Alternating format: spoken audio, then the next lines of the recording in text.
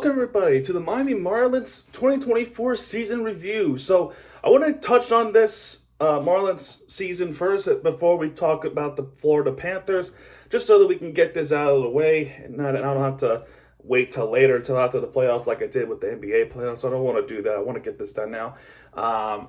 Get it over with. So this season was a complete and utter disaster. I think when Peter Bendix was brought in, he had like a vision where the Marlins don't spend money, but they go through some development, which we'll talk about that when we go through the season. So it started off with this: Jazz, Arise, Berger, Anderson, John Birdie was traded off. Brian De La Cruz was still part of our team. Josh Bell. Jesus Sanchez still around. Nick Gordon, I think he's gone off. And Bethancourt. It started off with those. Fortes is still around, but Bethancourt was shipped off somewhere else. And, some of the pitchers I'll mention a little bit later, like Tanner Scott is one of them, gone off somewhere. We'll talk about that as the season goes on. So our first series of the season was against the Pittsburgh Pirates. Opening day, there was there it is. There was 32,566 in attendance on Lone Depot Park. For home opener, especially in Miami or in Florida in general, that is big. That is huge. They are looking for that remain success. Not looking playoffs, but looking to continue themselves to be at least competitive, right? But little did we know. In this series alone, we lose in extra innings and in blowing a 5-0 lead, we got swept a 4-game series against the Pirates. So off to an awful start so far, especially with the relief pitching that is still a complete another disaster. Then next home series is against the LA Angels. Oh yeah, we also got swept there. So 0 for 7. 0 for 7 to start the season with the Marlins. Incredible, right? Then we go to St. Louis, where Jake Berger, a hometown person, hits a couple of homers. And guess what? It was still not enough. We still lose 8-5. And then the next game did absolutely nothing. And then we start the season 0 for 9. That is as bad as the 2016 Braves and Twins. I think it's in the same season. But dude, this start couldn't have gone much worse. It was ugly. It was an ugly start. 0 for 9 start. And from the last loss in a regular season against the Pirates last season at PNC Park, this would be a 10 to 11 game losing streak, if my math is correct. But finally, Max Meyer having a really good game, finally gets us the first win of the season, and I was baffled that it happened.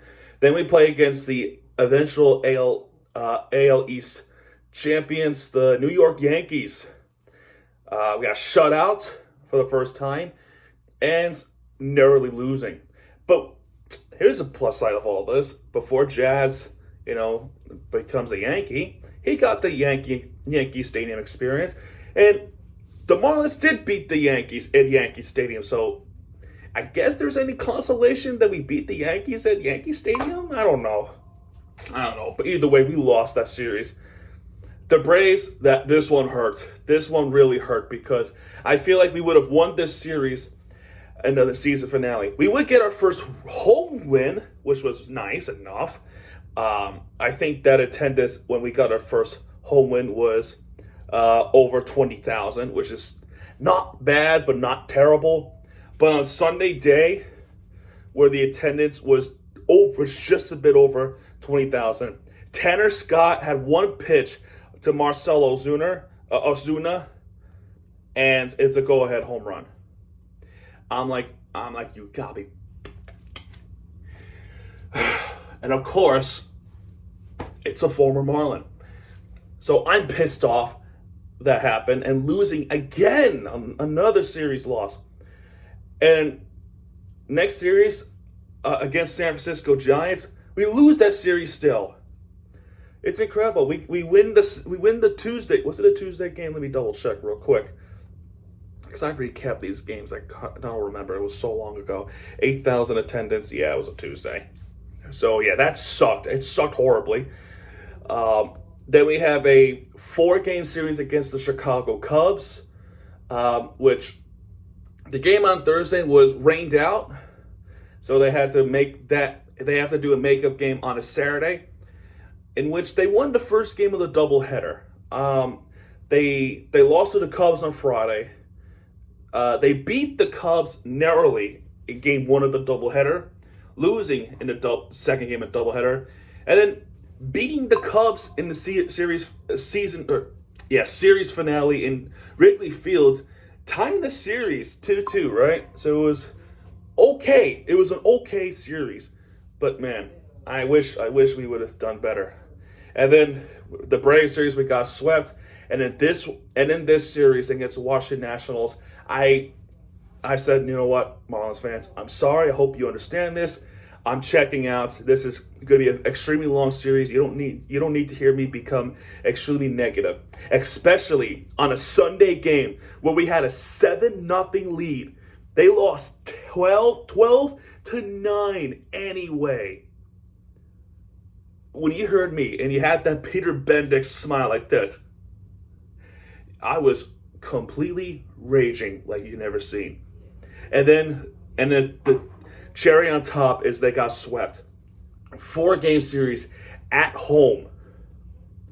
That point, I said, I'm sorry, I'm checking out. They started that season 6-24. 6-24 now. So I covered all those games from the Pittsburgh Pirates to the last game of the Washington Nationals on April 29th, right? April 29th.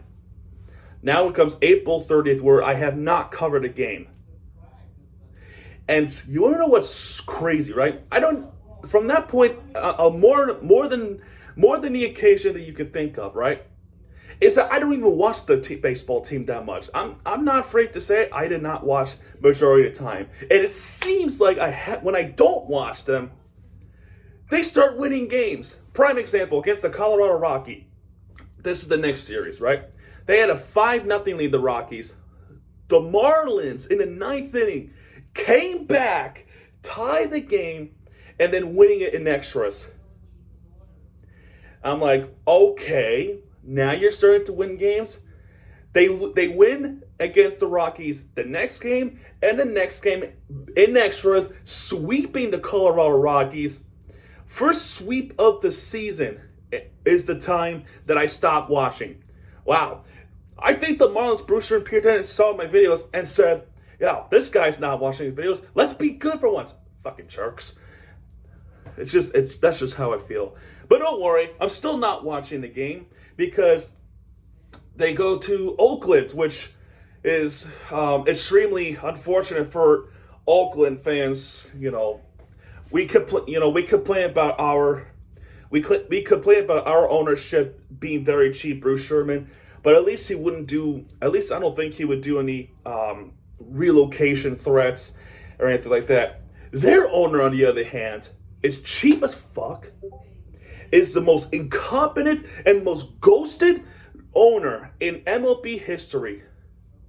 And you know who I'm talking about, John Fisher, owner of the Oakland Athletics, then Oakland Athletics. It's a really sad situation with Oakland Athletics. I feel for them deeply. I feel for them I feel for them. It's sad to see, fans, little kids, crying. It's a bittersweet. It's a bittersweet situation when they went to the last game. They saw the team win, which is good, but they're leaving. They're leaving Oakland. That's a story for another time, to be honest. I would go on, but I'd be incredibly off topic. But Oakland, if you're somehow watching this, I feel for you. It's a terrible situation. I'm really sorry that this happened to you all. Um, Usually, when relocations happens, usually that they needed to do it, they did not need to do it. This was a terrible decision to relocate the A's out of Oakland, and they're going to be playing in Sacramento, where it's inland of California.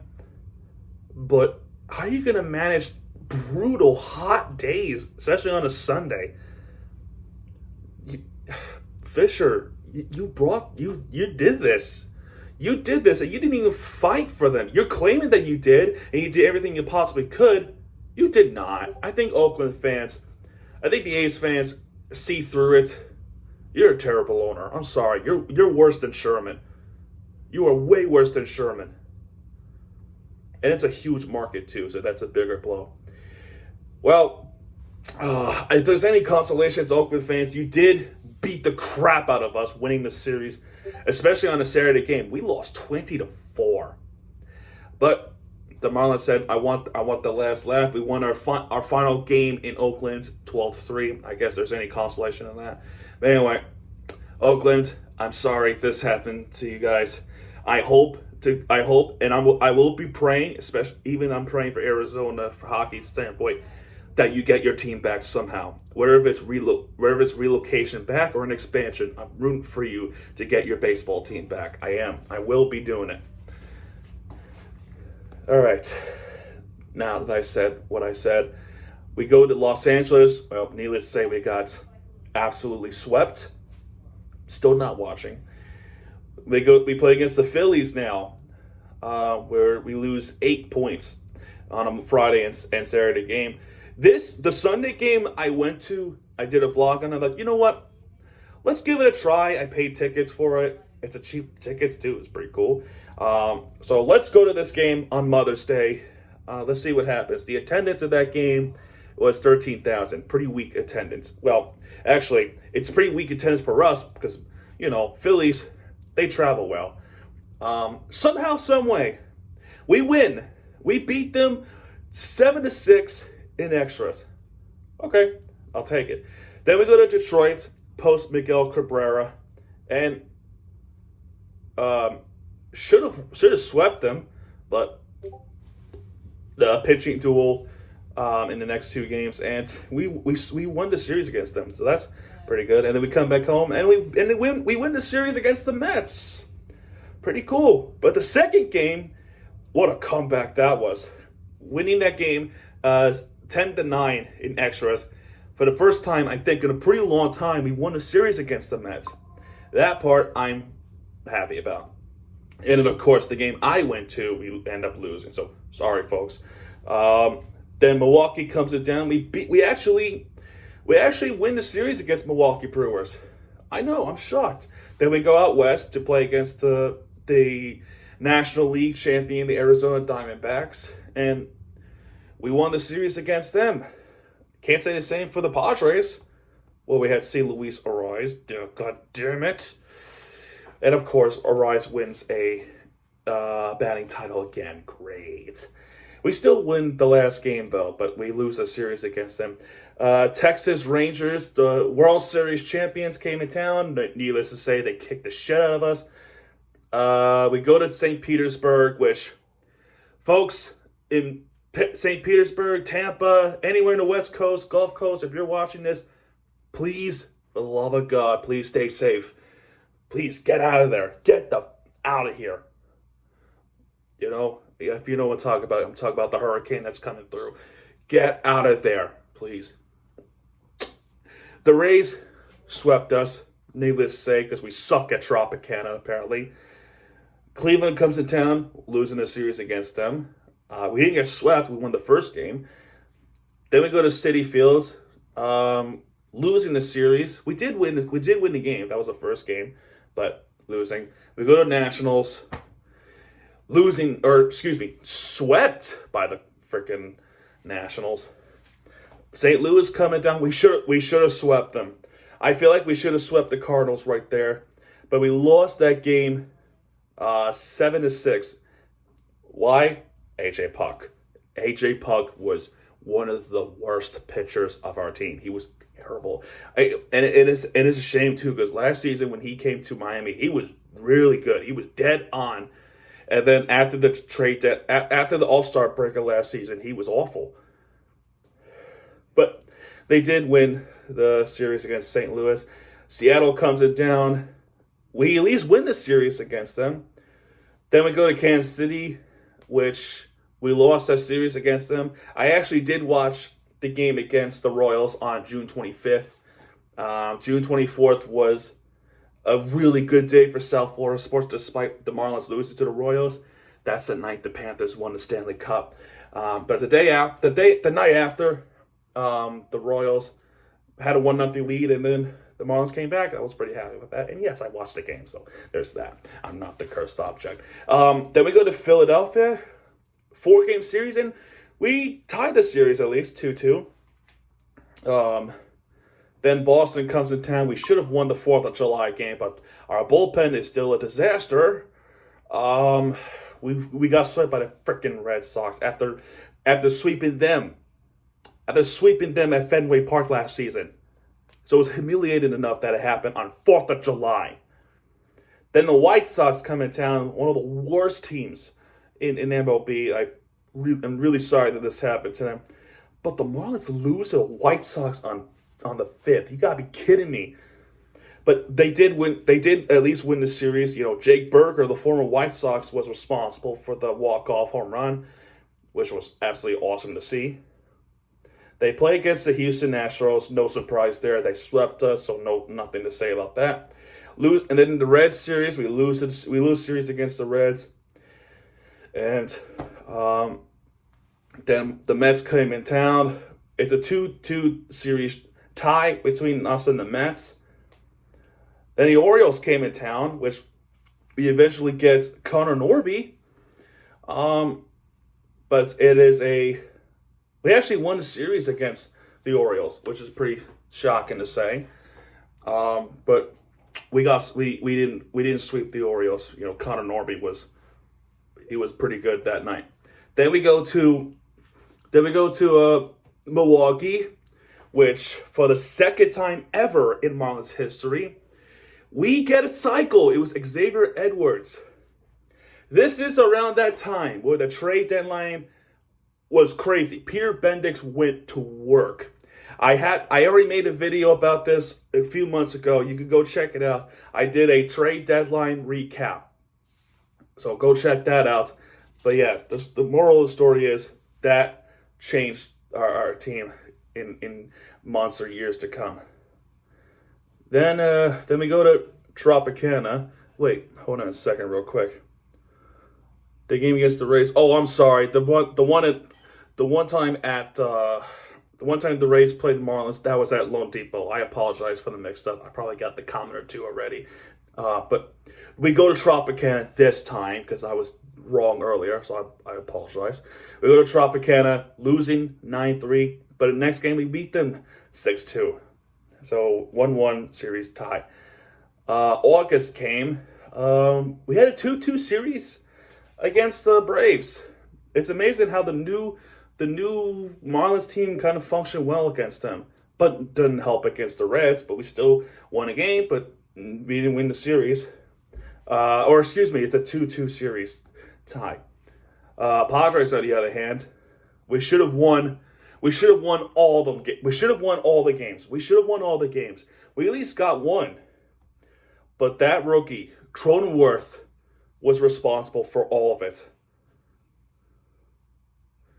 If it wasn't for the fact that our bullpen was suckish, and Cronenworth, as good as he was, didn't happen, we would have swept the Padres.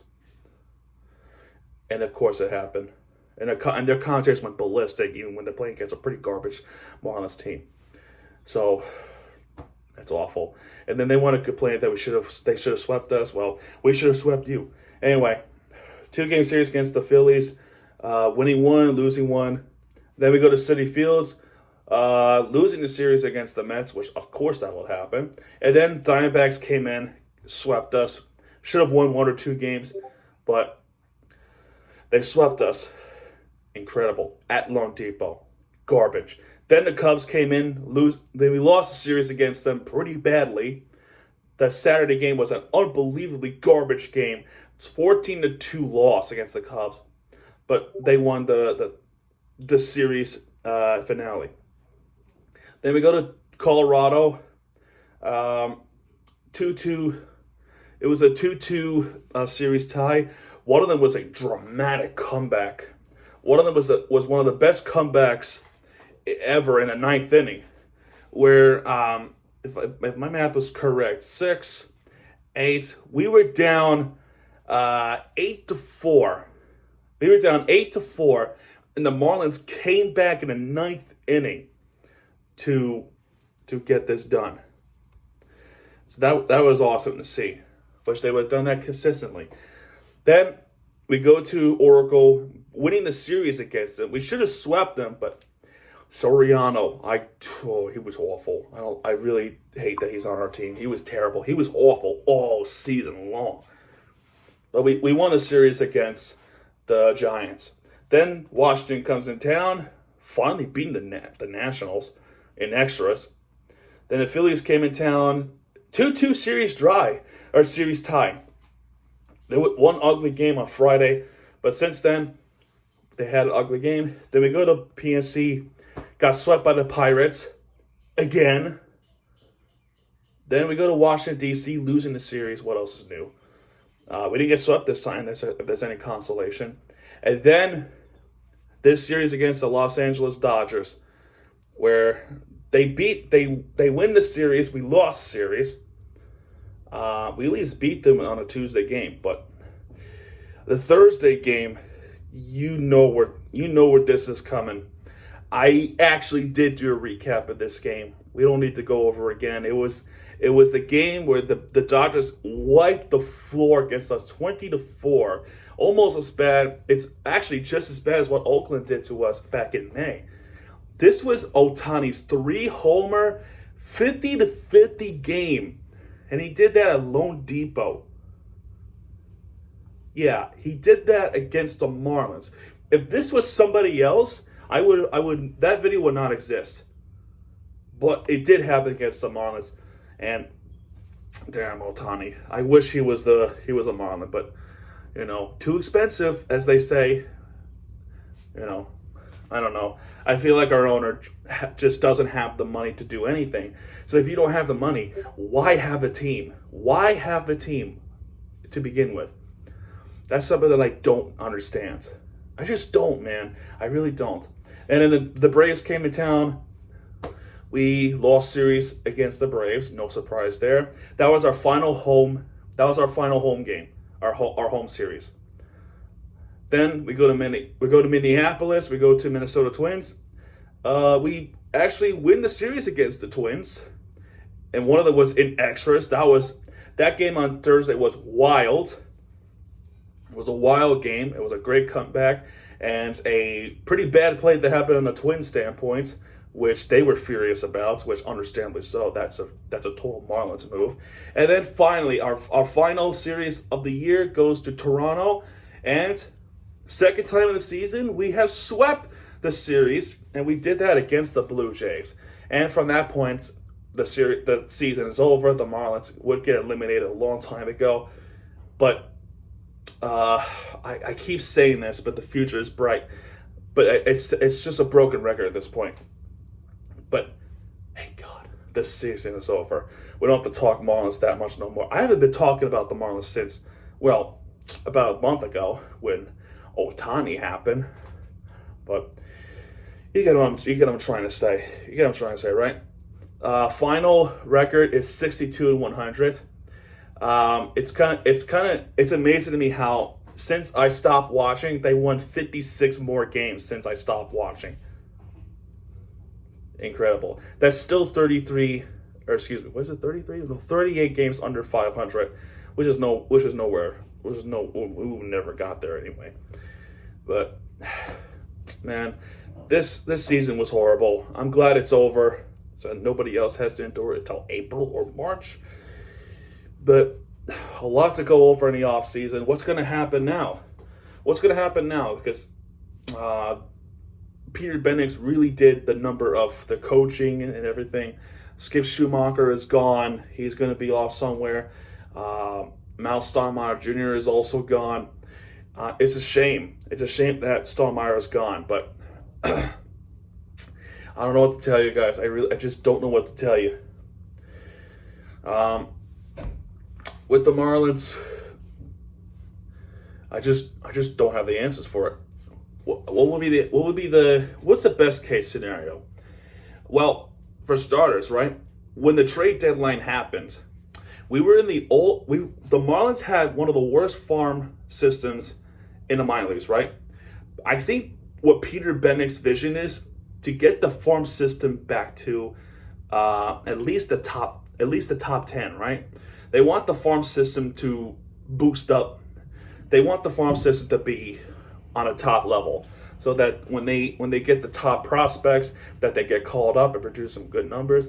But even then, I just feel like with me, can't you do hybrid? Can't you spend money on a really good player? Doesn't necessarily have to be a superstar, but a caliber type of, like Jose Soler. Jose Soler is a prime example. Sure, he was injury prone, but can't you at least spend that money for a playoff type of player at least? Seriously, you're not gonna at least do that? You're gonna be cheap, not spend money, but go for the prospects. And look, I'm all for getting prospects, but did you have to do it in a level where you had to nuke the team? I don't know. This trade deadline somehow gave me hope. I just don't know if I can hold on to the hope. If we're not producing, then what's the point? Now, Bendix did admit that this is not going to happen over 1 year. It's going to be a long-term thing, which, for him saying that, I can appreciate the honesty, that they have to remain disciplined.